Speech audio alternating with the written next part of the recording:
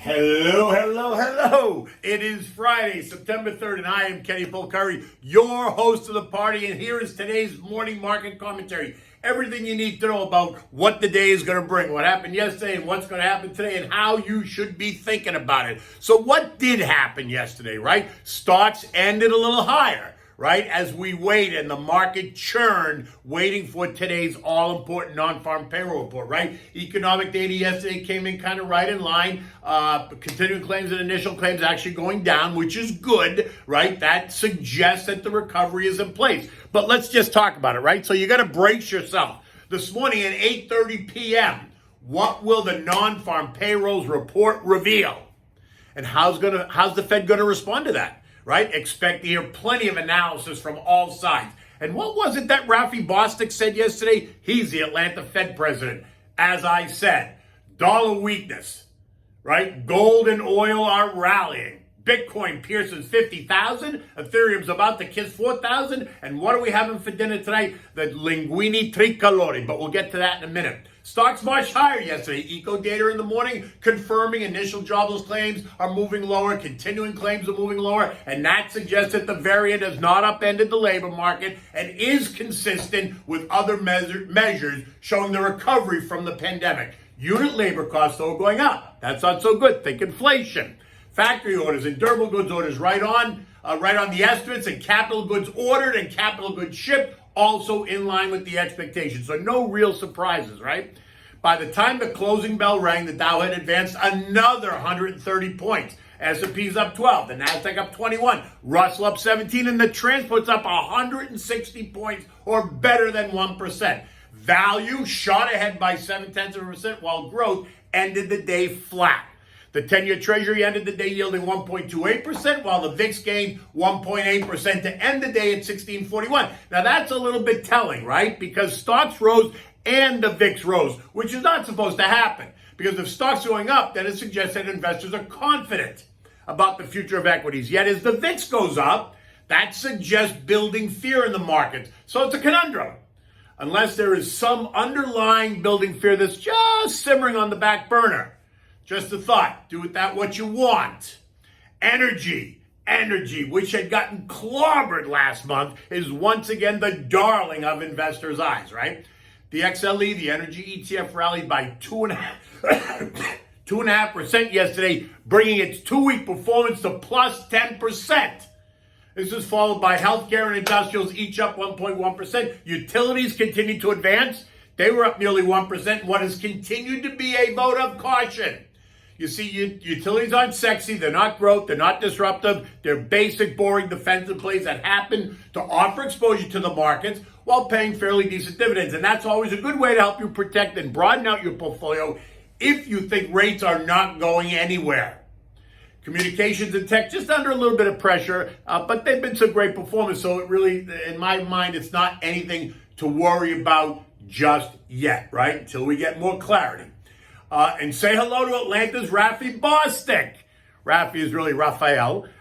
He's the Atlanta Fed president. And as I said yesterday, expect to hear from some of the Fed heads before they get shut down ahead of the next FOMC meeting. As they all get out there to offer up their opinions about what's next. And without fail, Rafi comes right to the head of the class, right? He came out and he spoke saying, and I quote, "We're going to let the economy continue to run until we see signs of inflation before stepping in on rates." So what does that mean? We're going to let the economy run hot? Does that mean we should not expect any announcement on September 22nd at the end of the FOMC meeting? Does that mean that they're considering it, but they're not going to move on it? Remember, you got to ask, who is talking? Who is doing the talking? Are they a voting member or not? Rafi is a voting member. So when he talks, it does in fact count because he gets to vote. So now here we go again, right? More confusion.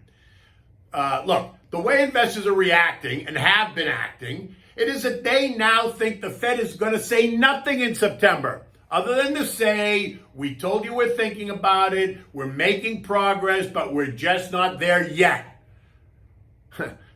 Somebody better start to say what they mean. Because at Jackson Hole, it sure sounded like Jay Powell was ready to pull the trigger and announce in September a November start to the tapering. And that would have given investors and markets time to adjust, right? But that doesn't appear to be the case now. So if that's the case, then we're back to square one, left with nothing but speculation. And that's probably not where you really want to be at this point in the game, because that sets us up for more uncertainty. And if investors believe that the taper has been put off for a couple of more months beyond November, that's only going to serve to send investors a couple of messages, right? One, we're not there yet. Two, maybe they know something the rest of us don't. Three, the inflation we're all experiencing continues to be transitory. So are they going to kick the can down the road again? That's going to be the question, because that certainly is what it's beginning to feel like. Now look, you have to decide if it's bullish or bearish. Remember last month, a bunch of the big banks raised their year-end targets. Wells Fargo went up to 4,650. Goldman went up to 4,700 on the S&P. It's curious. No, I mean, if we continue with the $120 billion monthly stimulus and keep rates at zero, then yes, those targets make sense, because where else are investors supposed to go? What is the alternative? It's really a rhetorical question, right? EcoData today is going to be all about the 8:30 release of the monthly jobs report, right? We've been beating this dead horse. You know the expectation is for 750,000 new jobs. But remember, Wednesday's ADP report missed the estimate by nearly 40%. That same miss today would produce a jobs report of 450,000. And that's going to complicate the conversation at the Fed, because bad news would be considered good news from an investor's point of view, because it would mean steady as she goes. No change in policy. So sit tight. Just FYI, as I said, estimates range from 400,000 jobs to better than 1 million. U.S. futures this morning are cautiously higher, right, as we all await. And like I said on Monday, expect volumes to decline as the week progresses, and that too is happening. So as both investors in Europe and the U.S. are celebrating the waning days of summer here in the Northern Hemisphere. And that tends to exacerbate and exaggerate the action in either direction. Depends on which way the momentum is going. And right now the momentum is up. Dow futures are up 44 points. S&Ps are up 8. Nasdaq's up 14 points. The Russell's up 5. All as investors are waiting the news. A much stronger number is going to be seen as a negative, because it would have to force Jay Powell and members of the Fed to recognize that it is time to move. And when that happens, investors are going to reprice risk. Capiche? In Europe, markets are in a state of flux, or as the headline suggests, they're muted, even as the Eurozone business activity remained robust in the month of August, all while the Delta variant was supposed to kill that economy. Final composite PMI for the Eurozone came in at 59, and while it's down a bit from July's 60.2, it is still well ahead of the neutral line at 50. So the expansion is still alive and well across Europe. Investors there are also sitting on the edge of their seats as they too await the all-important U.S. non-farm payroll number, because they want to know what that means for U.S. policy, because then by default it's going to mean something for the European Central Bank policy. At 6 a.m., European markets are hovering around the flat line. The UK and Germany slightly higher, while the rest of the region is just slightly lower, right? There's no major move in either direction. The dollar index, the DXY, has come under some pressure of late. It's now down about 1.6% over the last week and a half, which is a substantial move for the dollar, and that is helping the commodity complex find some strength and find buyers, right? Gold, as we've been talking about, rallied and broke up and through resistance, and now is hovering right at that trend line, waiting for today's report. Watch the reaction after the 8:30 report. A push lower will mean that they expect no change from the Fed, while a push higher suggests change is coming. And here we go with West Texas Intermediate, right? West Texas Intermediate oil is now up and through and has a $70 handle on it again. Partly due to the demand story and partly due to the weakness in the dollar.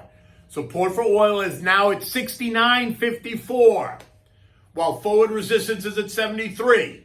What have I been telling you all along? Oil this morning is trading at 70.05.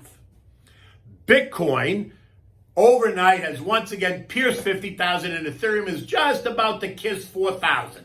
The S&P yesterday ended the day at 45.36. I keep saying it feels a bit tired, yet it continues to push higher. Momentum is clearly up, And so that's where it's going. But as we know, that can change quickly. And today's report just might be the catalyst, or maybe not. Okay, so let's just see. Remember, you can text the word invest at 21,000 to get my digital business card delivered right to your cell phone. Feel free to download it. You can send me off an email, send me off a text message, give me a call. I'm always happy to talk about markets, concerns, what the Fed is doing, what you should be doing or not doing. You know, you can also follow me on Twitter at Kenny Polcari is my handle, and on Instagram it's KennyP1961. And you know, since you're watching this, you can find me on my YouTube channel, which is Kenny Polcari Media.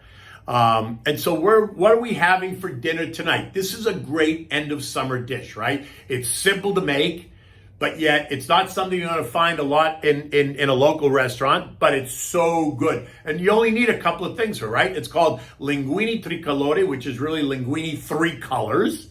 Tricolore, three colors.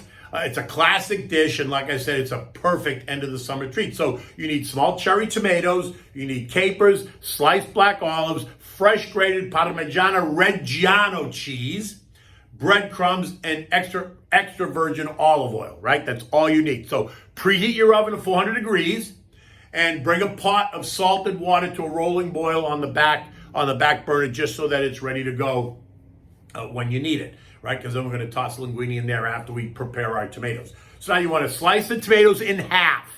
You want to put them in a roasting pan. You want to season them with salt and pepper.